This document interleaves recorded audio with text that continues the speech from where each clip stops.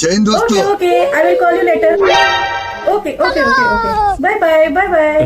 English? ए बहू, तू इंग्लिश मीडियम में पढ़ी है? हाँ जी मम्मी जी, क्या हुआ? मैंने भी सिखा दे 2-4 इंग्लिश के अक्षर, काम आ जाएंगे कितने? इंग्लिश सीखता हूँ अभी सिखाता हूँ। मम्मी जी, जब भी आपसे बाहर कोई पूछे ना तो ये बोलना मेरा बेटा मेंटल है। मेंटल? ये मेंटल क्या होता है? मेंटल का मतलब होता है समझदार। अच्छा, उठाइए ना। किसका फोन है? अरे मम्मी जी, मेरी मम्मी का फोन है। ले मेरी बात करवा, घने दिन हो गए चौधरी से बात करे। चौधरी राम राम। चौधरी आप तो बहुत मेंटल हो, और आपसे भी ज्यादा मेंटल तो आपकी छोरी है। पूरा परिवार बहुत मेंटल है आपका तो।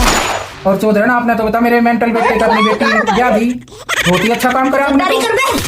अरे मम्मी जी, फोन दो एक बार।